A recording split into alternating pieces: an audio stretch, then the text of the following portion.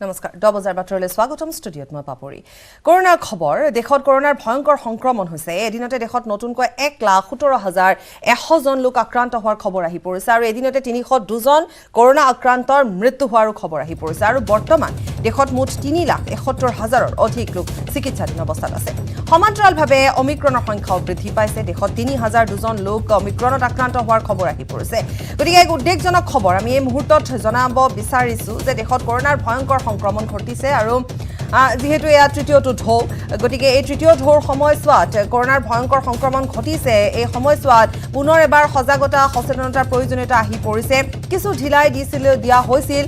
কিছু সহজভাৱে লোৱা হৈছিল কিন্তু বৰ্তমান পুনৰ এবাৰ সেই পৰিস্থিতিলৈ আমি গৈ আছো য'ত পুনৰ আমি মাস্ক পৰিধান কৰা বা হাত স্যানিটাইজেশন কৰা বা হাত ধোৱা এই সকলোবোৰ যি কোভিড বিধি আছে সকলোবোৰ মানি চলাৰ প্ৰয়োজনীয়তা পুনৰ এবাৰ দেশত আহি পৰিছে গতিকে এনে ধৰণে এতিয়া ভয়ংকৰভাৱে সংক্ৰমণ ঘটিছে এদিনতে দেশত নতুনকৈ 1,17,100 জন লোক আক্ৰান্ত হোৱাৰ খবৰ 302 জন কৰোনা আক্ৰান্তৰ মৃত্যু হৈছে বৰ্তমান দেশত মুঠ 3,71,000ৰ অধিক লোক চিকিৎসাধীন হৈ আছে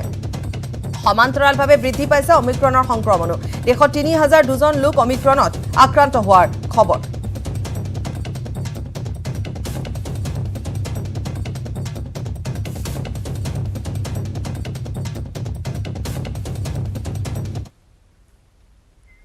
আৰু ইফালে আজি প্ৰকাশ পাব কোভিডৰ নতুন এছঅপি যেহেতু নতুন এছঅপিৰ সন্দৰ্ভত আমি জনাই গৈছিলো যে কালি সন্ধিয়াৰ ভাগত নতুন এছঅপি প্ৰকাশ পাব বুলি ভবা হৈছিল কিন্তু এক গুৰুত্বপূৰ্ণ পৰ্যালোচনামূলক এক বৈঠক অনুষ্ঠিত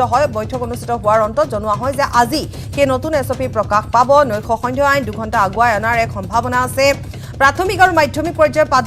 পাঠদান বন্ধ ৰখাৰ এটা সম্ভাৱনা আছে যান বাহনত যাত্ৰীৰ সংখ্যা 50% হ্ৰাস কৰাৰ সম্ভাৱনা আছে সিনেমা হল হোটেল ৰেষ্টুৰেণ্ট পুনৰ 50% গ্ৰাহকৰ অনুমতিৰ সম্ভাৱনা আছে ঠিক তেনে ধৰণে ৰাজহুৱা যি সমাবেশ ধৰ্মীয় অনুষ্ঠানত ৰাইজৰ উপস্থিতি হ্ৰাস কৰাৰ সম্ভাৱনা আছে ৰাজ্যত লকডাউনৰ কিন্তু সম্ভাৱনা নাই আমি পুনৰ সেই কথা উল্লেখ কৰিছো আমি জনাই গৈছো যে লকডাউনৰ সম্ভাৱনা নাই মুখ্যমন্ত্ৰী গৰাকীয়ে সেই কথা ইতিমধ্যে কৈছে গতিকে স্বাভাৱিক জীৱন যাত্ৰা বৰ্তাই ৰাখি কৰোনা ৰোধৰ চেষ্টা এতিয়াও চৰকাৰে অব্যাহত ৰাখিছে কিন্তু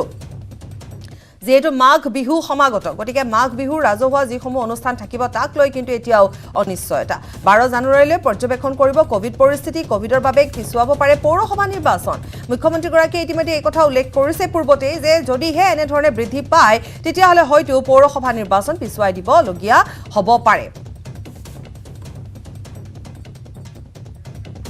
বলেন ভট্টাচাৰ্য আছে পুনপটীয়াকৈ সংযুক্ত হয় বলেন আপোনাৰ ওচৰলৈ আহিছো বৃদ্ধি পাইছে দিনক দিনে বৃদ্ধি পাইছে গুৱাহাটী মহানগৰীৰ খবৰ আমি দি গৈছো গতিকে এতিয়া এছঅপিখন কালি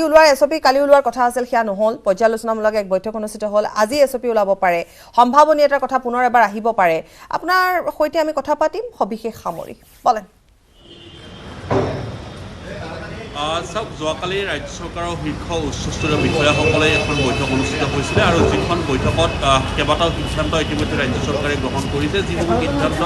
আনুষ্ঠানিকভাৱে আজি দিনৰ 3:30 বজাত ৰাজ্যৰ মুখ্যমন্ত্ৰী হিমন্ত বিশ্ব শৰ্মাই প্ৰকাশ কৰিব আৰু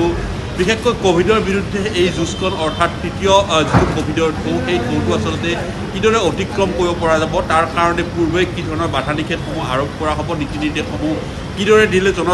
ফলপ্ৰসূ এটা ব্যৱস্থালৈ গতি কৰিব এই দিশটো চালি জাৰি চোৱাৰ উদ্দেশ্যে সেইসমূহ নীতি নিৰ্দেশ জাৰি কৰা হ'ব কিন্তু সম্ভাৱনা প্ৰকাশ কৰা হৈছে যে চৰকাৰী কাৰ্যালয়সমূহ অনুষ্ঠান প্ৰতিষ্ঠানসমূহত তথা যিসমূহ জনবহুল এলেকা সেইসমূহত ঠিক একেদৰে ৰাজহুৱা জনসমাগম এই সকলোবোৰ স্থানৰ ক্ষেত্ৰত কিছু নীতি নিৰ্দেশনা আৰোপ কৰিব কিন্তু পূৰ্বৰ যি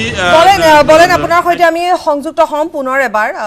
আপুনি কিছু ঠাই সলনি কৰিবলগীয়া হ'ব পাৰে আমি পুনৰ এবাৰ আপোনাৰ সৈতে সংযুক্ত হ'ম এই মুহূৰ্তত মই পুনৰ এবাৰ জনাব বিচাৰিছো যিহেতু ৰাজ্যত এতিয়া কোভিডৰ সংক্ৰমণ বৃদ্ধি পাইছে কিন্তু সমানে আন এটা উদ্বেগজনক কথা হৈছে যে অমিক্ৰণৰ সংখ্যা বৃদ্ধি পাইছে আৰু যেহেতু 9 জন লোক আক্ৰান্ত হোৱাৰ খবৰ আহি পৰিছে অসমত গতিকে এনে ধৰণৰ এটা পৰিস্থিতিৰ সৃষ্টি হৈছে এতিয়া ৰাজ্যত তেনে পৰিস্থিতিৰ সৈতে মোকাবিলা কৰিবৰ বাবে বা যুঁজ দিবৰ বাবে চৰকাৰে বিভিন্ন ধৰণৰ ব্যৱস্থা পূৰ্বতেও গ্ৰহণ কৰিছে যেতিয়া দ্বিতীয়টো ঢৌ আহিছিল ডেল্টা ভেৰিয়েণ্ট আহিছিল তেতিয়া কিন্তু সমগ্ৰ দেশত এনে ধৰণৰ এটা পৰিস্থিতিৰ সৃষ্টি হৈছিল সেয়া দিল্লীতে হওক বা মহাৰাষ্ট্ৰতে হওক সকলোৰে মনত আছে কিন্তু অসমত এটা নিয়ন্ত্ৰণত ৰখাৰ চেষ্টা চৰকাৰে কৰি ৰাখিছিল গতিকে এইবেলেও হয়তো ঠিক তেনে ধৰণে এক ষ্ট্ৰেটেজি তৈয়াৰ কৰিব চৰকাৰে মুখ্যমন্ত্ৰীয়ে ইতিমধ্যে এই ক্ষেত্ৰত গুৰুত্বপূৰ্ণ এক ভূমিকা গ্ৰহণ তেওঁ পূৰ্বতেও কৰে এইবেলেও দেখিবলৈ পোৱা গৈছে যথেষ্ট গুৰুত্ব সহকাৰে বিষয়টো তেওঁ লৈছে পৰ্যালোচনামূলক যি বৈঠক অনুষ্ঠিত হ'ল গতিকে আজি এছঅপি ওলাব এছঅপিত কি থাকিব সেয়া নিশ্চিতভাৱে লক্ষণীয় হ'ব বা সকলোৱে অপেক্ষা কৰিছে কিন্তু এইখিনিতে এটা কথা জনাই দিব পাৰি যে লকডাউন নহয় কাৰণ লকডাউনক লৈ বহুতে হয়তো এক ভয় ভীতি থাকিব পাৰে কাৰণ লকডাউন হোৱাৰ লগে লগে ব্যৱসায় বাণিজ্য ক্ষেত্ৰত যথেষ্ট লোকচান আহি পৰে লকডাউন নহয় বুলি মুখ্যমন্ত্ৰীগৰাকীয়ে কৈছে কিন্তু যেহেতু কোভিডৰ সৈতে থাকিব লগা এটা পৰিস্থিতি আহিব পাৰে গতিকে তাৰ বাবে কাৰফিউ ইফালে সিফালে কিছু সময় হয়তো হাল সলনি হ'ব পাৰে ঠিক তেনেধৰণে 50% কথা ইতিমধ্যে কোৱা হৈছে ঠিক তেনেধৰণে হয়তো ৰেষ্টুৰেণ্টবিলাকৰ বা ৰেষ্টুৰেণ্টবিলাকৰ যোৱাবাৰো যিহেতু অনলাইন ফুড ডেলিভাৰী কথা আহি পৰিছিল হয়তো তেনেধৰণৰ ব্যৱস্থা হ'ব পাৰে য'ত ব্যৱসায় ক্ষেত্ৰতো ক্ষতি নহওক আৰু ৰাইজেও সেই তেওঁলোকে নিজৰ ইচ্ছা অনুযায়ী খাদ্য সম্ভাৰ ঘৰতে তেওঁলোকে পাব গতিকে এনেধৰণৰ এটা ব্যৱস্থা হয়তো কৰিব পাৰে অনাগত দিনসমূহত কিন্তু লক্ষণীয় হ'ব যে কোভিড পৰিস্থিতি কোনফালে ঢাল খায় আৰু ইয়াৰ বাবে কোভিড পৰিস্থিতি নিয়ন্ত্ৰণত আনিবৰ বাবে কেৱল চৰকাৰখনে নহয় সাধাৰণ ৰাইজে বা আমিও সেই দায়িত্ব গ্ৰহণ কৰিব লাগিব মাস্ক পৰিধান কৰা বা হাত ধোৱা এনেধৰণৰ যিবোৰ ব্যৱস্থা বা জনসমাগমৰ পৰা অকণমান আঁতৰি থকা এই সকলোবোৰ যদি আমি মানি চলোঁ নিশ্চিতভাৱে এক মিলিত প্ৰচেষ্টাত কোভিড সংক্ৰমণ ৰাজ্যত নিয়ন্ত্ৰণত ৰাখিব পৰা হ'ব গতিকে আমি কিছু সময় পিছত পুনৰ আমাৰ সাংবাদিকৰ সৈতে সংযুক্ত হ'ম আৰু এছঅপি সন্দৰ্ভত আমি কিছু খবৰ লাভ কৰিম কিন্তু এতিয়া পুনৰ এবাৰ কৈছোঁ সমাগত মাঘ বিহু গতিকে মাঘ বিহুৰ যি অনুষ্ঠান থাকিব উৰুকাৰ থাকিব গতিকে উৰুকাৰ বাবে ইতিমধ্যে সমগ্ৰ ৰাজ্যবাসী সাজু হৈছে গতিকে তাত কেনেকুৱা ধৰণৰ ব্যৱস্থা ৰাখিব সেয়া নিশ্চিতভাৱে লক্ষণীয় হ'ব আৰু পুনৰ এবাৰ এইখিনিতে জনাই থব বিচাৰিছোঁ যে কোভিড সংক্ৰমণৰ সমানে অমিক্ৰণত 9 গৰাকী লোক আক্ৰান্ত হৈছে এয়া অসমৰ খবৰ অৰ্থাৎ দ্ৰুতগতিত বৃদ্ধি পাইছে কোভিড সংক্ৰমণ 24 ঘণ্টাত ৰাজ্যত 844 জন পজিটিভ হৈছে কামৰূপ মহানগৰত 369 জন কোভিড পজিটিভ হৈছে বিগত 24 ঘণ্টাত 2 জন লোকৰ মৃত্যু হৈছে কোভিড আক্ৰান্তৰ হাৰ 2.37% আৰু আৰোগ্যৰ হাৰ 98.36%। অসমতো অমিক্ৰণত আক্ৰান্তৰ সংখ্যা বাঢ়িছে 9 গৰাকী লোকৰ দেহ চিনাক্ত কৰা হৈছে দ্ৰুতগতিত এতিয়া কোভিড সংক্ৰমণ বৃদ্ধি পাইছে 24 ঘণ্টাত ৰাজ্যত 844 জন পজিটিভ হৈছে কামৰূপ মহানগৰত 369 জন কোভিড পজিটিভ 24 ঘণ্টাত 2 জন কোভিড আক্ৰান্ত ৰোগীৰ মৃত্যু হৈছে আৰু আক্ৰান্তৰ হাৰ 2.37% কিন্তু আৰোগ্যৰ হাৰ 98.36%।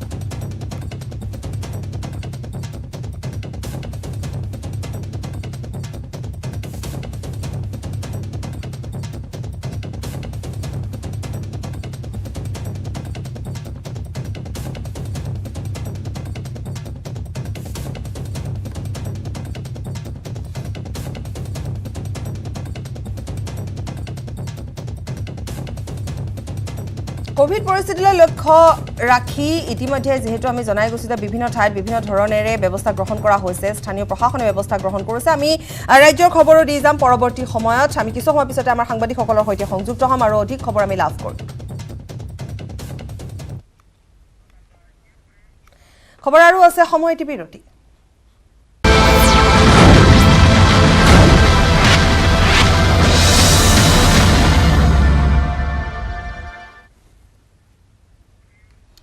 আৰু ইতিমধ্যে আমি জনাই গৈছোঁ যে কোভিডৰ সংক্ৰমণ কেনেধৰণে বৃদ্ধি পাইছে ৰাজ্যটো কিন্তু সমান্তৰালভাৱে যেহেতু অসমত অমিক্ৰণত আক্ৰান্ত হৈছে 9 গৰাকীকৈ লোক এই ধৰণে চাবলৈ গ'লে দ্ৰুতগতিত বৃদ্ধি পাইছে কোভিড সংক্ৰমণ সমান্তৰালভাৱে অমিক্ৰণত আক্ৰান্ত সংখ্যা এতিয়া বাঢ়িবলৈ ধৰিছে 24 ঘণ্টাত ৰাজ্যত 844 জন পজিটিভ হৈছে কামৰূপ মহানগৰত 369 জন পজিটিভ হৈছে বিগত 24 ঘণ্টাত 2 জন লোকৰ কোভিডত মৃত্যু হৈছে কোভিড আক্ৰান্তৰ হাৰ 2.37% আৰোগ্যৰ হাৰ হৈছে 98.36%। এই মুহূৰ্তত আমি নিউজ ৰুমলৈ যাম বিষ্ণু আছে আমাৰ সৈতে বিষ্ণু আপোনাৰ ওচৰলৈ আহিছোঁ এছঅপিৰ কথা আমি পাতি আছিলোঁ বিষ্ণু গতিকে এছঅপি সন্দৰ্ভতো কিছু খবৰ আমি আপোনাৰ পৰা লাভ কৰিম লগতে আমি এই খবৰো আপোনাৰ পৰা লাভ কৰিম যে অমিক্ৰণৰ সংখ্যাও কিন্তু ৰাজ্যত বৃদ্ধি পাইছে দুজনৰ খবৰ আমি আজি 2টা দিনৰ পূৰ্বে দি আছিলোঁ হঠাৎ 9 জনলৈ বৃদ্ধি পাইছে সকলো সামৰি বিষ্ণু আপোনাৰ ওচৰলৈ আহিছোঁ হয় নিশ্চয় অমিক্ৰণক লৈ আচলতে যি এটা উদ্বেগজনক পৰিস্থিতিৰ সৃষ্টি হৈছে ইতিমধ্যে অসমত কিছুদিন পূৰ্বে 2 জন লোক অমিক্ৰণত আক্ৰান্ত হোৱাৰ খবৰ পোৱা গৈছিল আৰু তেওঁলোকক চিনাক্ত কৰা হৈছিল কিন্তু আজি এই পৰ্যন্ত এই মুহূৰ্তলৈকে যদি খবৰ আমি দিওঁ তেনেহ'লে এই মুহূৰ্তত অসমত মুঠ 9 জন লোক অমিক্ৰণত আক্ৰান্ত হৈছে বুলি খবৰ পোৱা গৈছে কেৱল অসমতে নহয় আমি যদি চাওঁ চুবুৰীয়া মেঘালয়তো আক্ৰান্ত হৈছে গতিকে অমিক্ৰণ ভাইৰাছৰ ইতিমধ্যে অসমত প্ৰৱেশ ঘটিছে গতিকে বিষয়টো অতি উদ্বেগজনক আৰু দ্বিতীয়তে আমি যদি এটা কথা চাওঁ যে কোভিডৰ যি আক্ৰান্তৰ হাৰ আছিলে জানুৱাৰী মাহৰ পৰা এই আক্ৰান্তৰ হাৰ ক্ৰমান্বয়ে বৃদ্ধি পাবলৈ ধৰিছে আৰু প্ৰতিদিনেই 100ৰ পৰা 150লৈকে বৃদ্ধি পাবলৈ ধৰিছে আমি যদি গড় হিচাপত চাবলৈ যাওঁ আৰু আজিৰ তাৰিখত অসমত আপুনি যদি চায় তেতিয়াহ'লে প্ৰায় 1000ৰ ওচৰা-ওচৰি কোভিডত আক্ৰান্ত লোক ইতিমধ্যে হৈছে 844 গৰাকী লোক অসমত এতিয়া কোভিডত আক্ৰান্ত হৈছে বিশেষকৈ গুৱাহাটী মহানগৰীত যদি আমি চাওঁ গুৱাহাটী মহানগৰীত আপোনাৰ 369 জন লোক ইতিমধ্যে আক্ৰান্ত হৈছে কিন্তু আমি যদি 1 জানুৱাৰীৰ পৰা যদি আমাৰ এক পৰ্যালোচনা কৰা যায় তেনেহ'লে চিত্ৰখন অতি ভয়ংকৰ উদ্বেগজনকভাৱে বৃদ্ধি পাইছে কোভিডত আক্ৰান্ত লোকৰ সংখ্যা জনসমাগমৰ পৰা বৃদ্ধি পাইছে বা আন কাৰণত বৃদ্ধি পাইছে সেয়া হয়তো পৰৱৰ্তী সময়ত স্পষ্ট হ'ব কিন্তু আমি যদি চাব যে কোভিড হয় বিষ্ণু এটা কথা যদি আপুনি জনসমাগমৰ কথা ক'লে যেহেতু আমি দেখি আহিছোঁ যে প্ৰতিটো বছৰে আমি যদি চাওঁ যে 20তে হওক বা 19ৰ শেষৰ পৰা 20তে যদি হওক 21ত হওক 21ৰ শেষত পুনৰ এবাৰ সংক্ৰমণ বৃদ্ধি পাবলৈ ধৰিছে এই সময়ছোৱাতে 25 তাৰিখ মানৰ পৰা ডিচেম্বৰৰ 25 তাৰিখ মানৰ পৰা বা তাৰ কেইদিনমান পূৰ্বৰে পৰা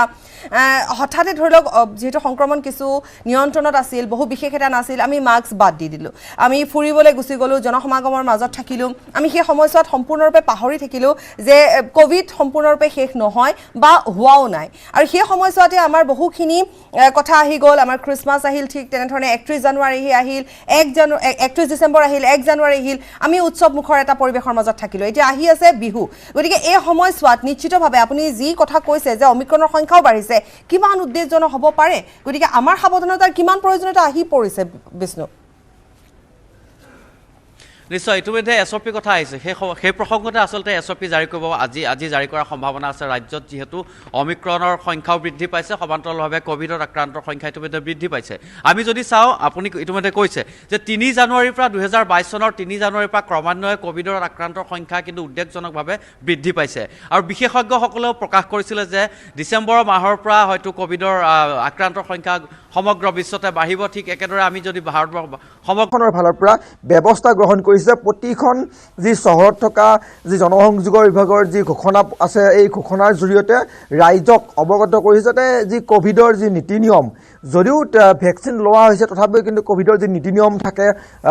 মাস্ক পৰিধান কৰাটো এই মাস্ক পৰিধান কৰাই হওক বা সামাজিক দূৰত্ব বজাই ৰখাই হওক বা যি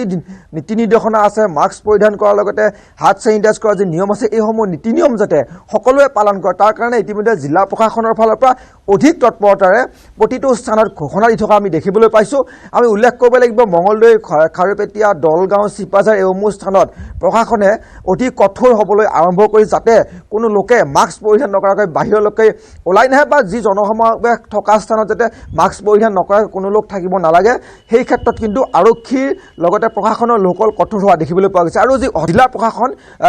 চিন্তিত হৈছে আৰু এইক লৈ ব্যৱস্থা গ্ৰহণ কৰাৰ কাৰণেও সাজু হৈ পৰিছে শেহতীয়াভাৱে যোৱাকালি আবেলি সময়ত এখন বিশেষ সভা অনুষ্ঠিত কৰা গৈছিলে জিলা প্ৰশাসনৰ উপায়ুক্ত কাৰ্যালয়ত আৰু উপায়ুক্ত কাৰ্যালয়ত অতিৰিক্ত উপায়ুক্ত স্বাস্থ্য বিভাগৰ লোক জিলা প্ৰশাসনৰ চক্ৰ বিষয়াসকলৰ উপস্থিতিত যাতে কি ধৰণে অধিক সংক্ৰমণ হ'ব নোৱাৰে তাৰ প্ৰতি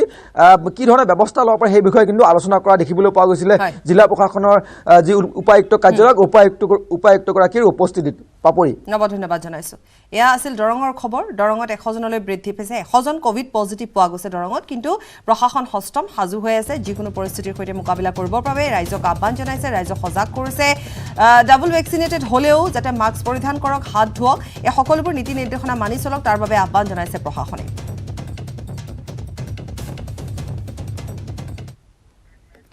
আৰু খবৰ আছে সময় পুনৰ বিৰতি